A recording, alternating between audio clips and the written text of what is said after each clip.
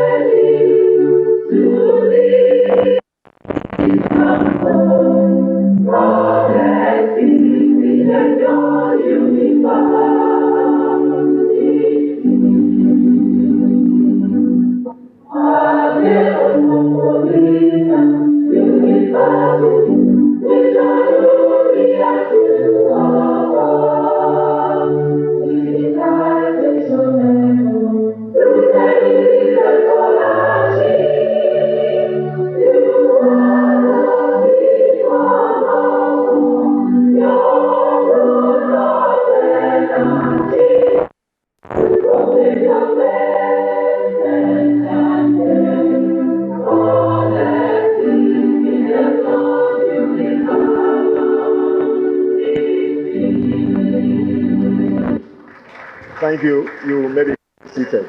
Thank you. The keynote speaker, our guest speakers, principal officers of the university, very distinguished speakers that are participating currently virtually, beloved, well-behaved, articulate, future leaders and students of Igbinedion University. I welcome you. IUO. I'm not sure you heard that I introduced you in that form. IUO. IUO. Members of the press. I am indeed delighted to welcome you all to this very important event. That's the roundtable on enhancing national security through interagency cooperation. And incidentally, this is being hosted by the Igbinedion University Buratai Center for Contemporary Security Affairs. Our profound gratitude goes to Almighty God for making this day possible and for granting all our speakers that have come from different parts of this country journey mercies, and also the participants who we got the glory for today. The theme of today's roundtable was carefully chosen in recognition of the crucial role of synergy among defense and security agencies in securing our country against domestic and external threats. The importance of synergy all the more underscores by the realization that the nature of emerging security challenges facing Nigeria and indeed other nations of the world is not only multi-dimensional, it is also unique and disastrous in different forms. Therefore, it will require the skills and competencies which no single security agency may possess. Interagency cooperation thus becomes a sine qua non.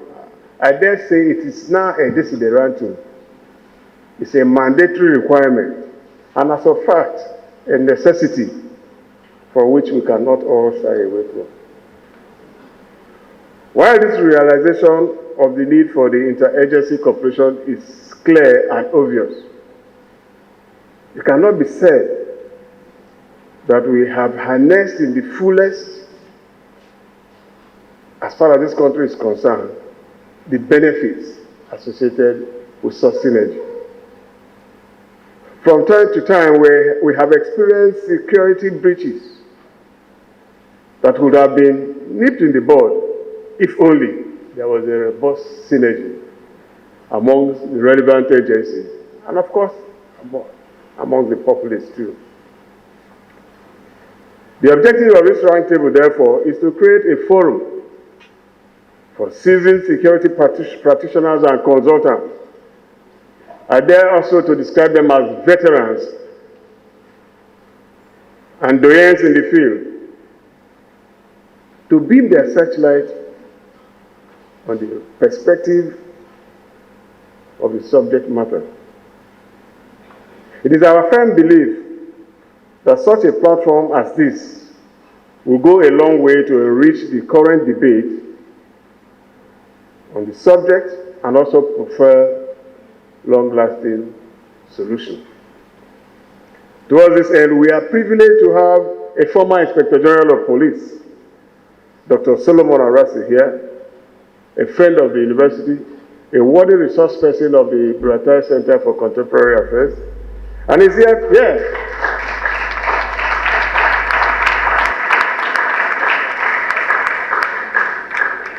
and he's here to deliver the keynote address. I'm always very amazed at the simplicity of Dr. Solomon Arasi. I remember when I was Deputy Vice Chancellor at the University of Benin, I had to pay a courtesy call to him while he was in office. High office, Inspector General of Police. Not only was the invitation granted, but reception showed a man of competence, but laden with humility. That's Solomon Arasi. Would you believe that an Inspector General of Police left his office and walked people who have come to see him, pay a courtesy call on him, walked them down? He deserves another round of applause.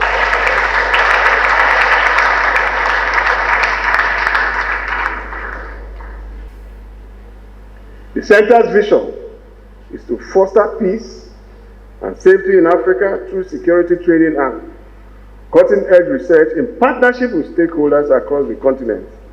No wonder why we have Major General, a former High Commissioner of Sierra Leone in Nigeria, who will be speaking to us from Sierra Leone, and because we want to hear the African perspective. It is our belief that the center will continue to foster sustainable teaching and research in contemporary security affairs.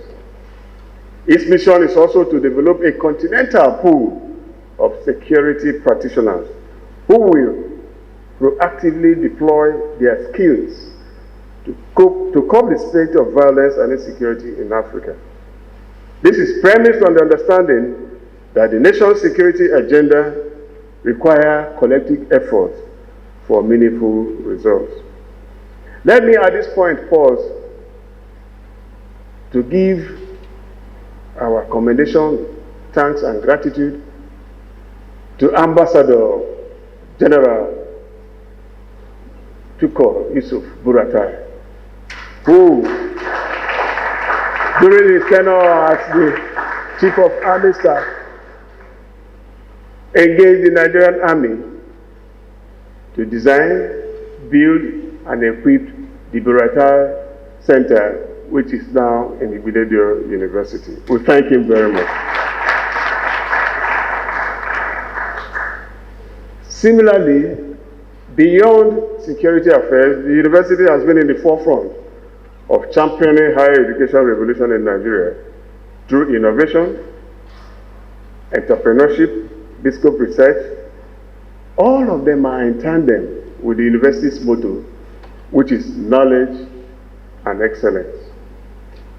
We pride ourselves as a smart campus, center of excellence, cosmopolitan in nature, producing future-ready graduates who are blue skies, and of course, producing world-class professionals.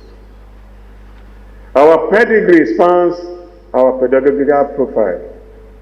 Our pedigree spans the nature and the discipline of our students. Our pedigree is also embedded in the kind of qualified lecturers and professionals we have in this university. Through program growth and development, as well as outstanding achievement, Igbinedion University has become a point of reference in the rejuvenated Nigerian education, particularly being the first attempt, the courageous effort to delve and have an incursion into private sector education regime. Our university still remains the very first private sector-driven educational.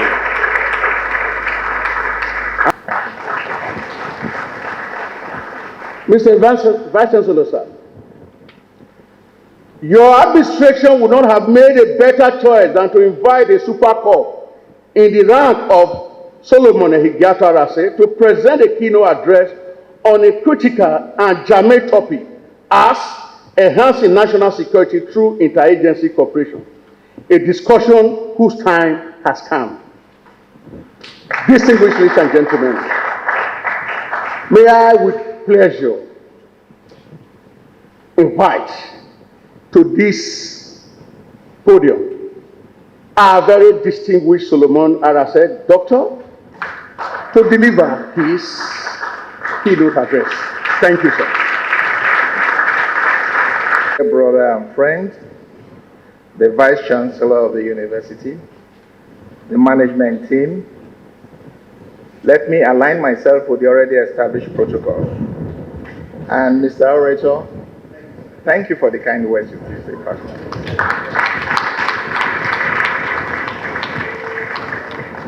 Since I identified my past, and it has given me great joy, both nationally and internationally, whenever I have opportunity to share my thoughts, with such a distinguished audience like this. So I'm very, very happy to be here. I was here in 2018. I think this is my second time I'm coming here to come and deliver this. I feel most honored and privileged to be invited as a keynote speaker to the roundtable by Igbinedion University Buratai Center for Contemporary Security Affairs on the theme Enhancing National Security Through Interagency Collaboration. I am delighted that the university has established a Center for Contemporary Security Affairs, especially as this is one of the outcomes of my presentation and recommendation when I was here sometimes in 2018. The setting up of the center is quite auspicious and proactive in view of the peculiar security challenges that have sometimes bedeviled Nigeria as a nation. The theme cannot be more apt, as the causes of protracted insecurity in the country are identified to include unhealthy interagency rivalry. Multiplicity of security forces, agencies is not the cause of the rivalry. Even in well-designed political systems, the responsibilities of authorities will overlap, which means that a certain amount of cooperation must exist. Development and implementation of public policy often requires multilateral cooperation that blurs or eliminates traditional boundaries or jurisdictions. However, divergent organizational goals and operational routines can make policy implementation difficult, and therefore a more formal cooperation process is required. Interagency cooperation becomes imperative when a single agency, such as the police, cannot adequately address a constitutional responsibility such as provision of internal security. This requires that all relevant agencies must seek to promote cooperation in order to achieve successful security policy implementation. This therefore requires a review of the existing national security policy and the very architecture that constructs all military and paramilitary agencies as equal partners in security. The concerns, which I must say are well-founded, are connected to the effect that interagency rivalry has on internal security coordination. This concern is not peculiar to Nigeria alone. It is a phenomenon noticeable among security agencies, even in the advanced democracies. In the United States, for example, weak interagency cooperation and collaboration, which manifested in the failure of strategic security institutions to share intelligence and collaborate, accounted for the 9/11 terror attack, which has been described as the worst but most preventable attack on their homeland since World War II. They recently celebrated that in the United States of America. Everybody knew, all the security agencies, they had an idea that something was going to happen. They had snippets of information here and there. But just as we were saying, the rivalry, they were not able to coordinate until it happened. In an essay titled American Broken Interagency, Thomas drew on his first-hand experience as U.S. Ambassador for Counter-Narcotics and Justice Reform in Afghanistan to highlight how interagency rivalry and poor coordination accounted for security failings in Europe, Afghanistan, and the U.S. He coined the word uncoordinated lack of action. To capture this untidy situation, in essence, the challenge of interagency rivalry must be seen and acknowledged as a global challenge which haunts internal security of modern states. So it's not something that we can situate only within our own jurisdiction. It is something that is, universal.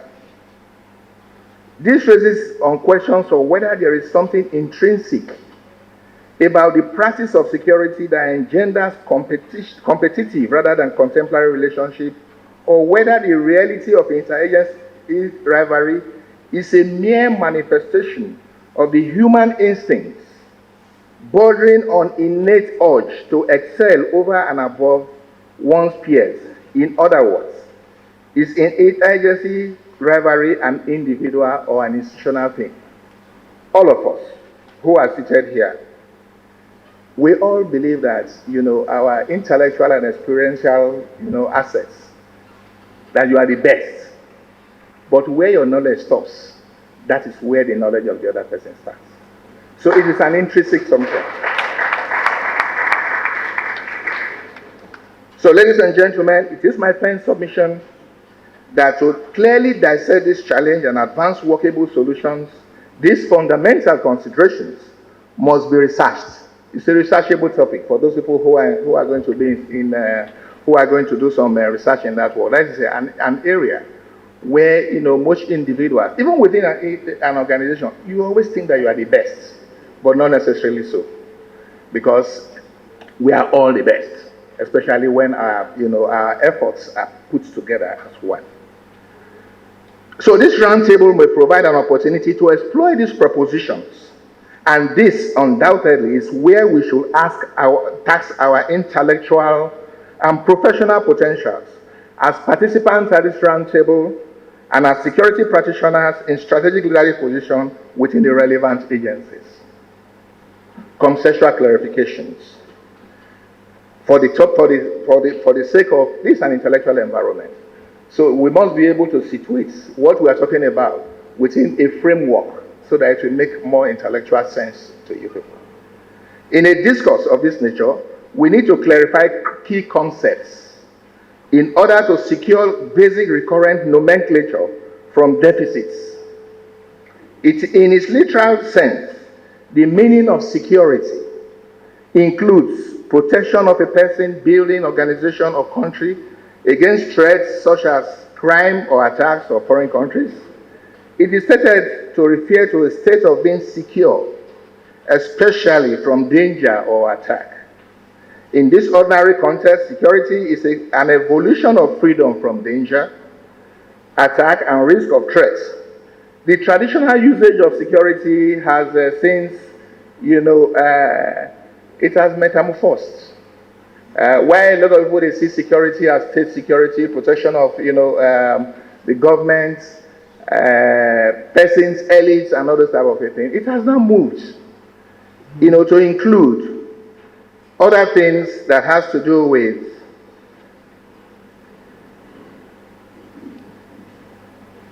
human security, psychological security, environmental security, military security, territorial, political, cultural.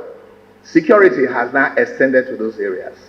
So it depends on which of them you're talking about when you're talking about security. So it's not more limited to when you're talking about state security, when you're talking about security. From the foregoing, the concept of national security enlarges over time, and indeed is still enlarging, especially so in the context of talking about internal security, as any form of threat to peace, law, and order in any nation is security or insecurity.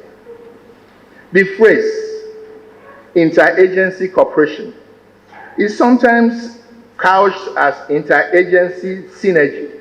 So you can use them, interchangeably. It could be cooperation, it could be synergy, it could be collaboration, depending on, which one, what the terminology that you feel more comfortable with. According to Welsh, interagency cooperation exists when two or more organizations that share a problem area agree to deal with the issue of establishing a link via formal contacts that provides for resources and for the adjusting of internal and external procedures to adequately support the new arrangements. Interagency cooperation refers to the acts of promoting active working relationship among multi-security agencies with a view to improving process outcomes at a reduced cost.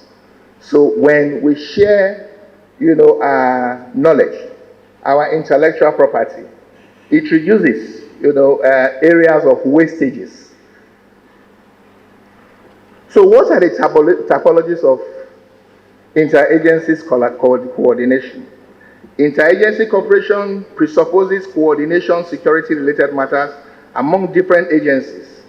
It could be intergovernmental. It could also be vertical coordination. I'm glad my brother in the DSS is here. One of the problems, practical realities we've always had, is that if somebody from the DSS has an information in Edo State about a likely breakdown of social disorder, what we usually do is for him to pass that information first to the headquarters to get a go-ahead before they now share with the commissioner in Edo State. So the vertical and horizontal interagency collaboration is distorted because before the approval comes in from wherever it's coming from, what you are trying to prevent must have happened. So those are part of the issue I think this workshop will be able to address as we go ahead. There's also what they call intersectorial, coordination and public-private coordination. The public-private coordination is exactly what, the universities they usually do, where their intellectual assets are placed at the disposal of public, private individuals for them to, use it to generate, what we call interagency. So what is the justification? Let me quickly mention that in Nigeria, security is situational. What I mean by situational is that when you want to talk about the typologies of crime, you can geolocate it in the country. The Northeast, what are those prevalent types of crime that they have? If you come down to the Northwest, if you come down to the North Central, if you come down to the South, if you come down, then there are areas where they intertwine, the crimes that you have in those locations, they can be replicated in other locations. So you have to understand what you are dealing with before you are able to prefer, strategic approach into dealing with them. So that is why it's always very necessary for you to have, you have to be mentally mobile, for you to be able to identify what are those issues that you are supposed to be dealing with from place to place. Now the most common thing we talk about in the country is headers from mass crisis, banditry, terrorism, and all those type of things. And you'll discover that the approach of every state government is determined by, how they see the issues that are happening. If the Southwest has been able to come together to get a common security architecture in place, what it means is that what happens is that you have dispersal of crimes. So now, they are now dispersing crime from the Southwest to the areas in the South that don't have those same, mechanisms to deal with them. Have I communicated? Yeah. Good. Justification for interagency collaboration. There are several grounds to justify adoption of interagency cooperative approach to overcome security, shift from physical to comprehensive security, and hence multidimensional peacekeeping approach towards dealing with security. Challenges to national security have expanded significantly from the traditional state-based threats reminiscent of the Cold War era to include unconventional threats from non-state actors. You will now agree that the existential threats that we are confronted with these days, most of them are not from what used to have as conventional states, country by country fighting themselves, but non-state actors have also taken over. So when you have bandits, when you have terrorists, when you have headers from mass classes, what you're talking about, you are not talking about conventional insecurity.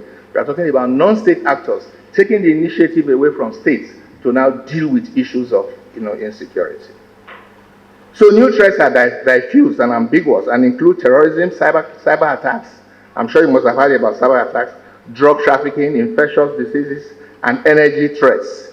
All these arise from multiple sources, and because they are interrelated, so no one agency can actually deal with those issues as they occur. Then increased fiscal constraints. So if you are in government, those of you who have worked in government, you see when you do your budgetary allocations, you say, oh, this is exactly the amount you think you can use to make sure that the police functions very well. The DSS also does the same thing. The military also do the same thing. And the government says, oh, you see, because of contending demands, we don't have sufficient funds. So what we are going to give to you is what is called envelope budgeting. So we give you what we have. So when you have such constraints, it is necessary that you pull your resources together and deal with it. And that is why this interagency cooperation is very, very necessary. It prevents duplications and gaps in national security efforts. So when you find some agencies duplicating the jobs of the others, when they had issues of corruption and all this type of thing, the government thought about setting up the EFCC and the ICTC. Now, those agencies were properly funded, while the agencies where they were sizing those organizations for were now deprived of funds. Also, definitely what you see that you are now duplicating agencies that are supposed to have, work in a collaborative way.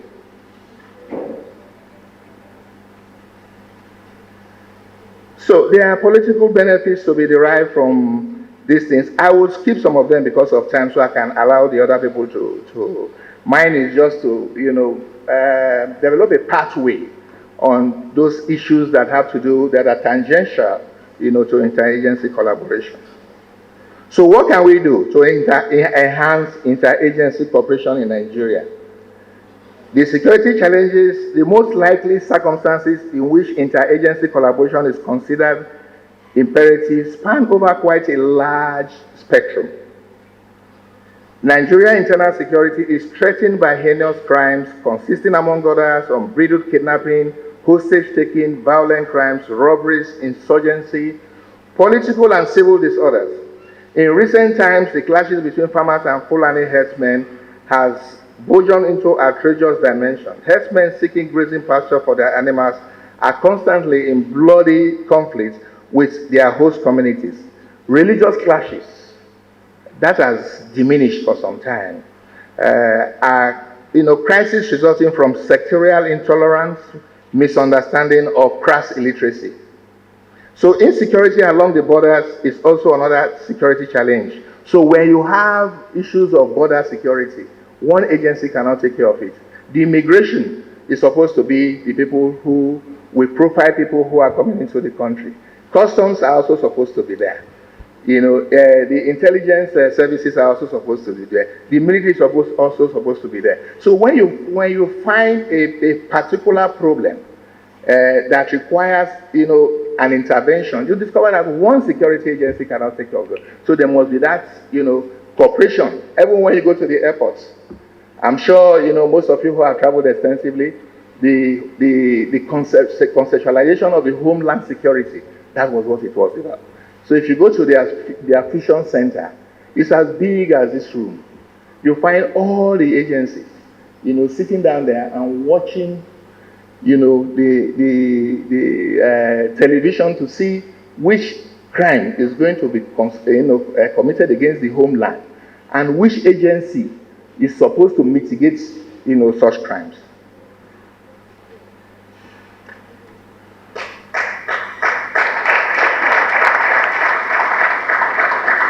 So a lot of people, they usually say the military, they are presently deployed in about 32 or 33 states of the Federation.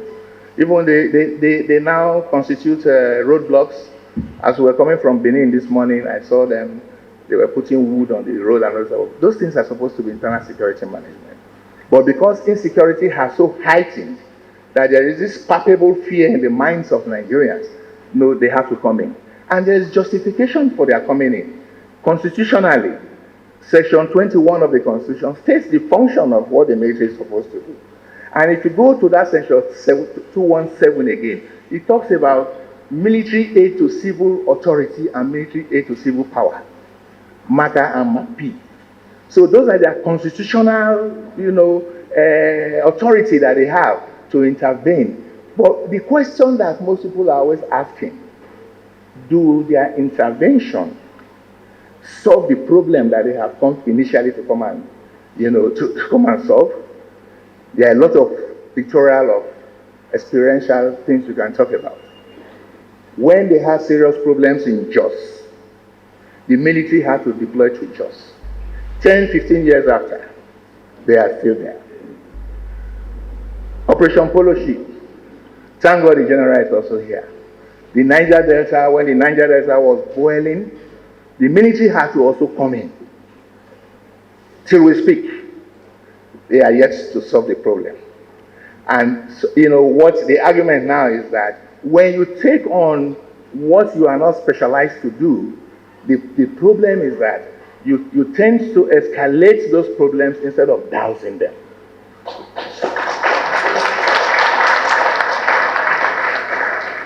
I told you that insecurity can be geolocated in Nigeria. We talked about the Northeast.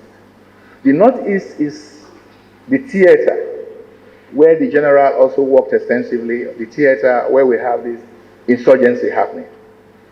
When the issue had reached a level that the police could not handle, they brought in the military.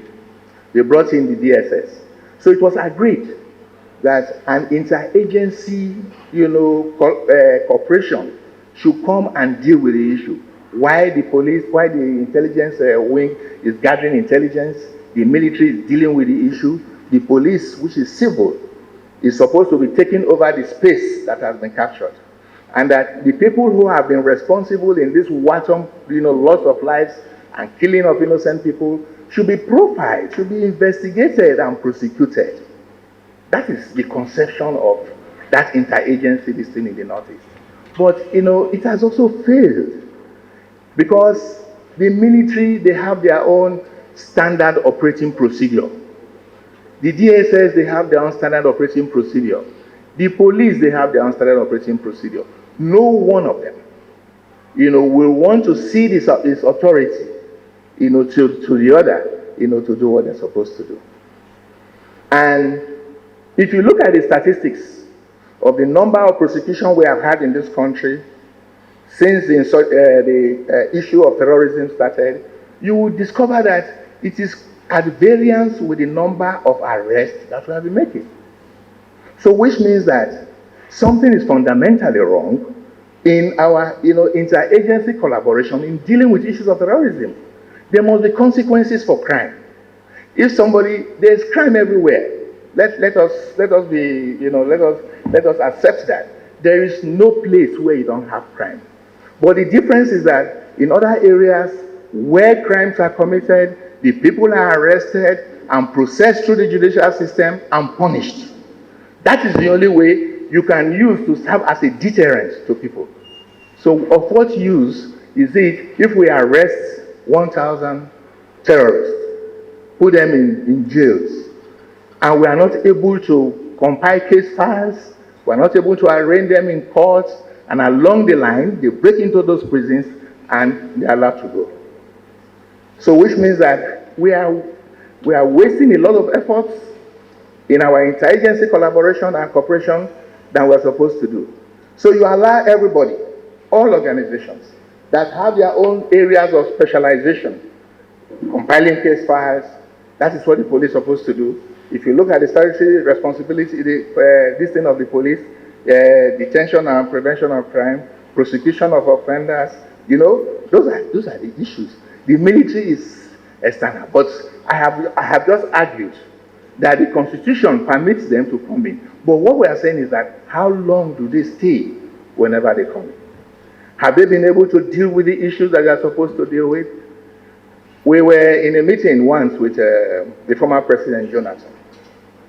And when they were arguing to say some of these issues can be dealt with by the Nigerian police force, he told the minister, I said, no, don't say that.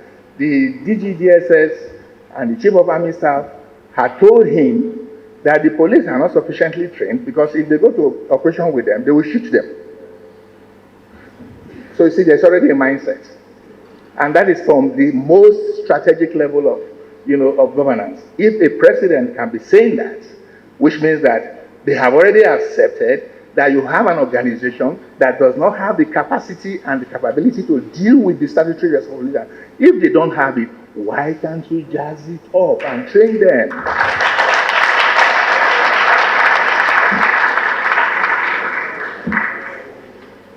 So, intelligence collaboration is very, very important. We should hold on to it. We should not allow it to slip through our fingers. But I must tell you something. Interagency collaboration, when it does not work, it is, you can hold the people at the strategic level responsible. If the Chief of Army Staff, the IG, the Director of State Services, if they attend the same courses together, maybe at NIPS or the Defense College, you will discover that they have already forged a relationship from the training institution, or maybe in the university here. Most of my colleagues, who we went through the university together, either in ABU or, Uniben, whichever service they were, when I was an IG, it was very, very easy for me to relate with them. Because I could pick up a phone and say, oh boy, look, this thing don't happen. I beg, help me tell your boys, me to not go harass the police boys for you. And it happens.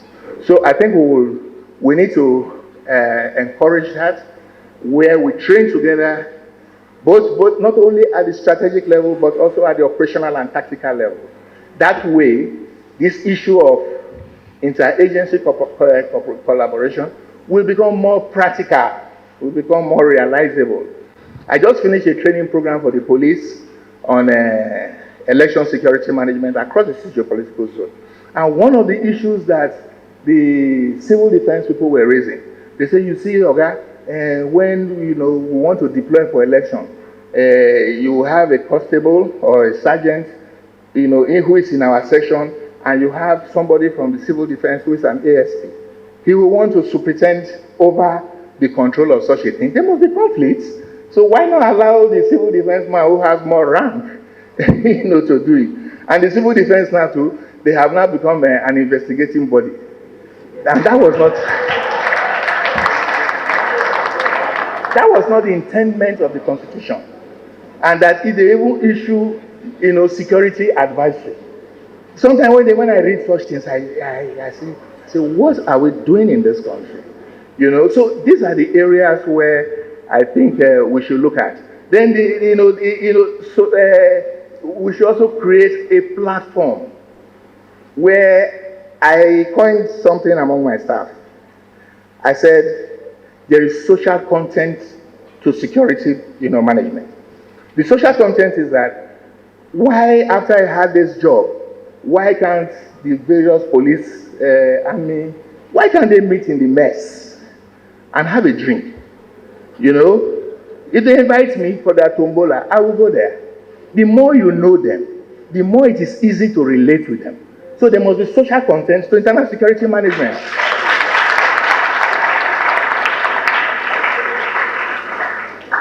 So I have a 40-page paper, but I've spoken to the issues. So what I intend to do, I will give the paper to the university. Maybe we could, escalate the discussion.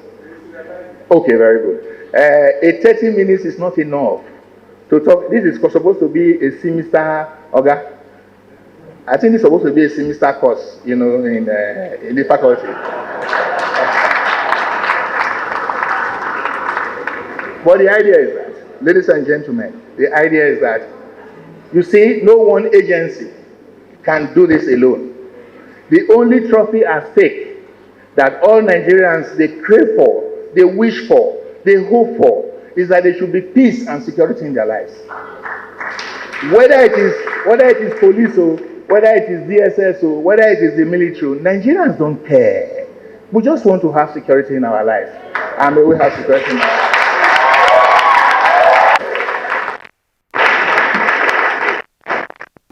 The IG has said so much, and he has raised so many issues. The basic problem with cooperation between the agencies is the rivalry. Now, this rivalry is innate, as he said. It has to do with human beings. Each and every one of us, even personally, we always try to kind of protect our sphere of influence, especially our women folk. You see the way they guide the home and their children. They don't want any external interference. So it's this innate attitude that we carried into the governmental system. So it takes a lot of understanding of whoever is in charge to really know how to handle such situations. If the leadership is so much aware and you can handle the situation, seriously speaking, we do have less problem. The IG is here. It's not because he's here. Throughout his tenure, when he was in office, actually I happened to be in Kaduna. That was at the peak of this Boko Haram bombing. So we had to devise various means and methods. And sincerely speaking, the commissioner of police then was a fantastic officer.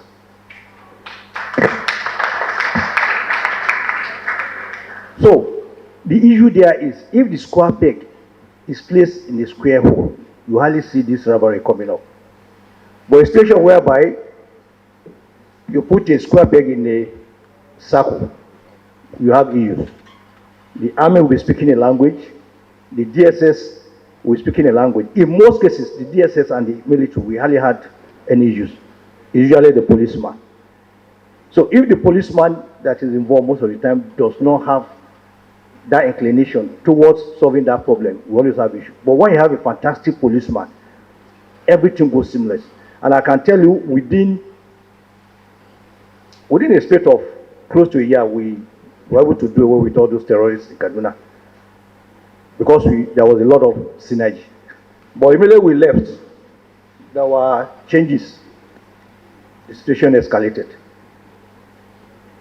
I had a similar experience when I was in Gusau. We brought about virtually every issue that had been mentioned. So I was tasked to now form a new outfit for the operation in Zamfara. So when we sat down, I told them I can't do it alone. So we're supposed to be in DHQ. I said, no, we can't sit down here and just plan any operation. Every service must be involved. So we wrote to IG. Everybody sent reps, including prisons. So we sat down. The military plan is on. Where it concerned the police, we asked the policeman, oh boy, how do people do it? If this happened, this is your role. What do you say? Oh, God, don't worry. This. The civil defense, the same thing. So at the end of the operation, at the end of the planning, I was just in my office. They said, okay, go and execute what you planned.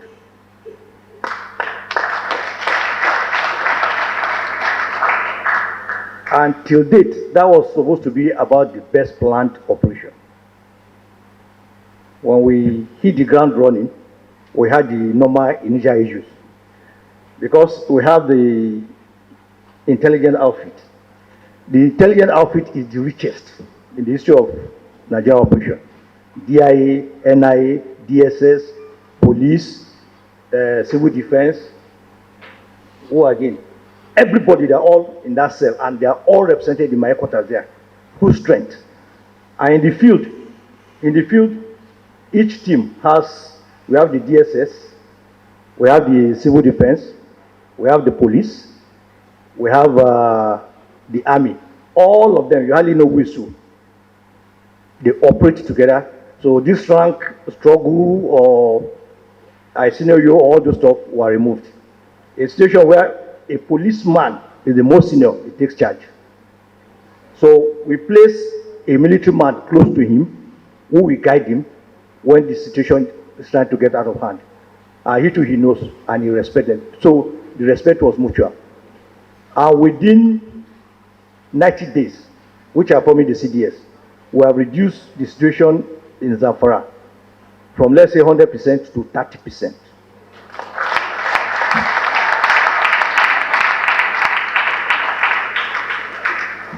But most of our problem is political. It's highly political. So I now want to address what the IG said about, the military. Let me state clearly, the military were trained to contain external threats, the enemies of Nigeria. We are not trained to spare people, we are trained to kill.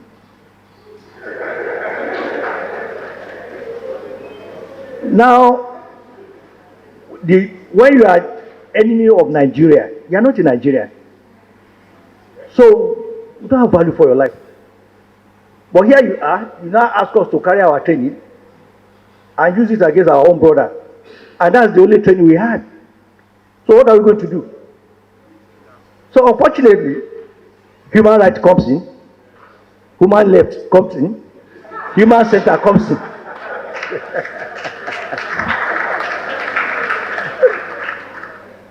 So there was a paper I wrote when I said they use human rights to we hold our gun with the right hand, isn't it?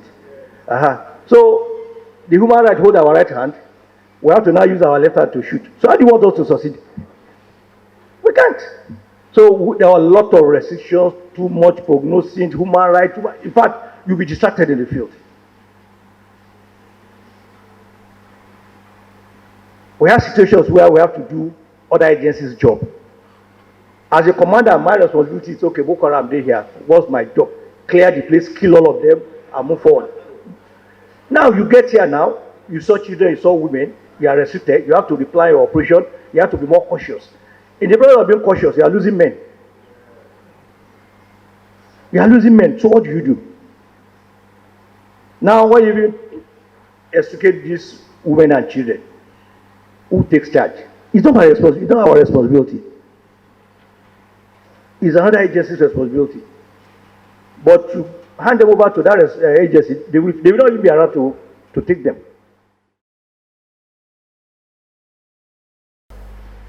The prison, the SSS, and the police were all products of National Institute of Security Studies. So we work together because we are trained together. So that's part of it. The training is very, very important. Now I go to the keynote speaker. I would have just said, I will adopt all you have said.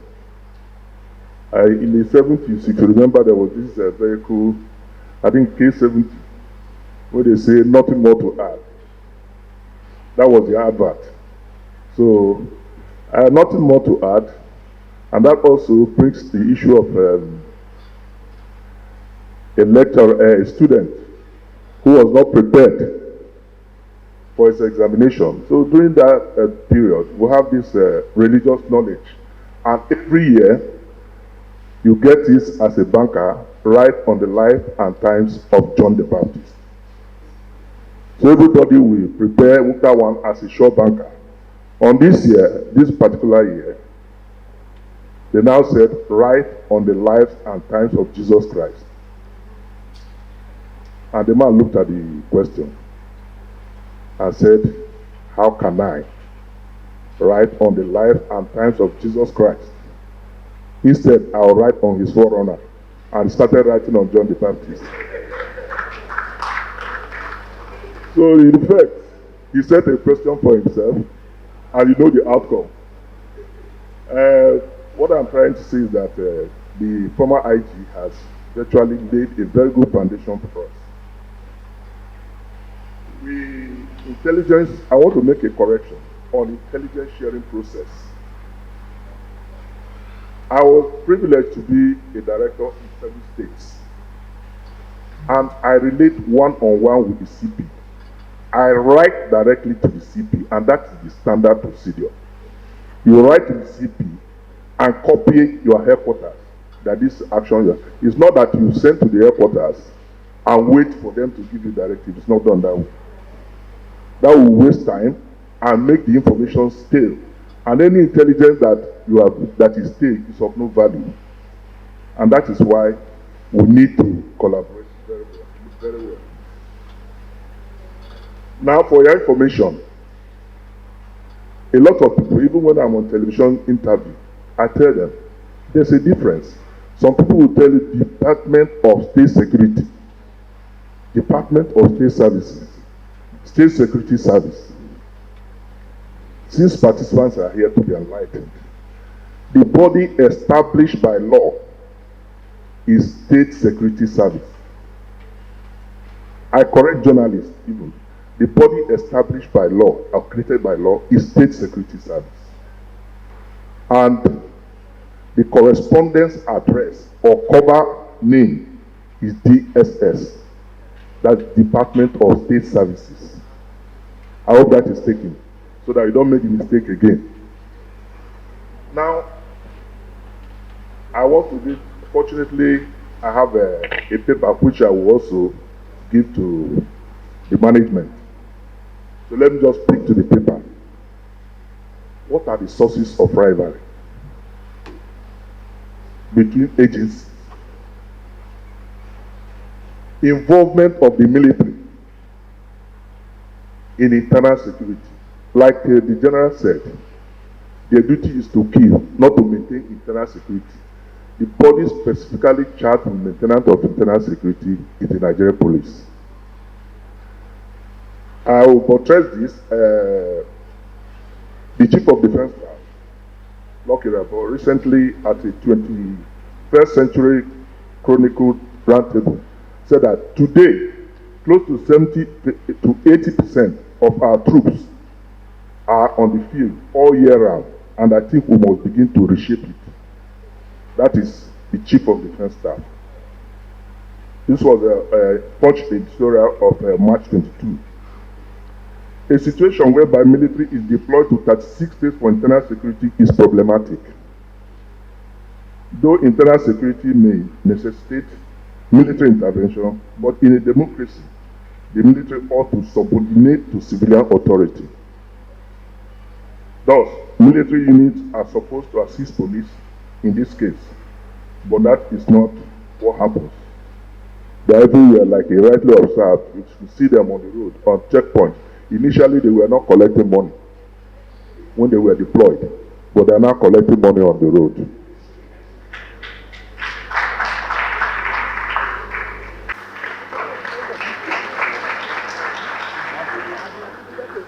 For the fact that I'm the only one on uniform on this seat, I want to go a different way. Yes, I want to talk on the situation as to enhancing national security through interagency cooperation.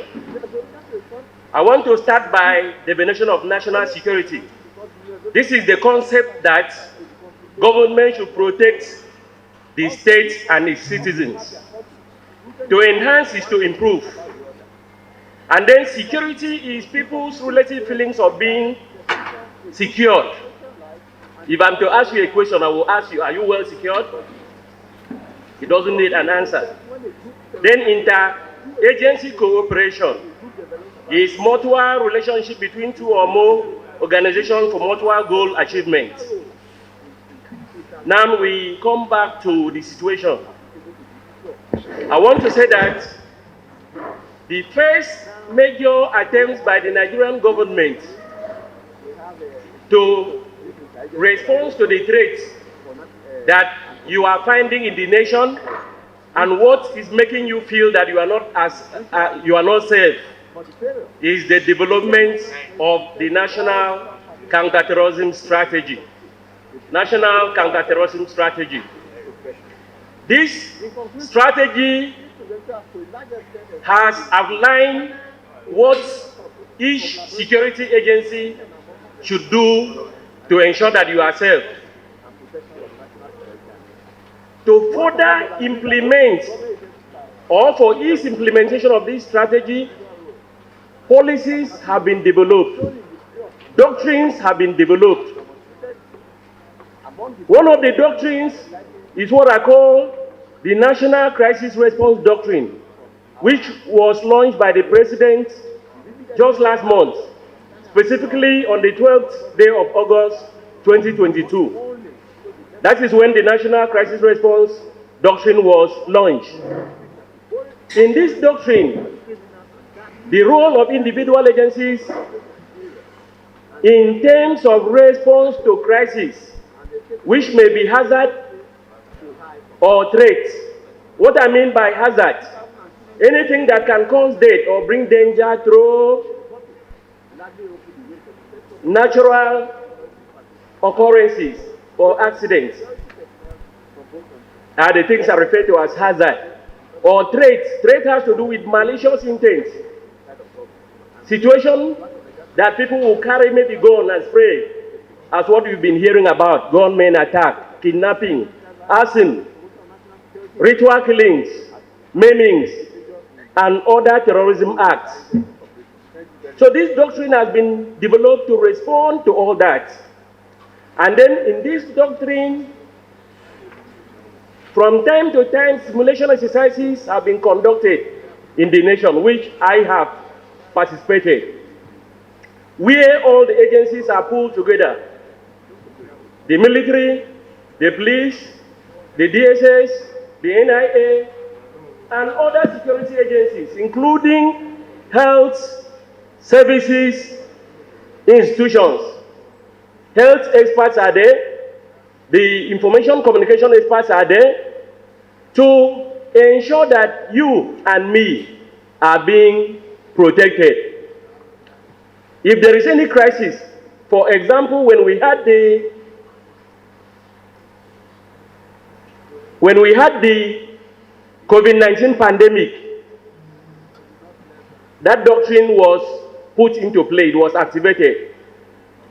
When we had the ANSAS protest, that doctrine was activated at the national level. And then whatever is happening at the national level is to be cascaded at the state level and the local level.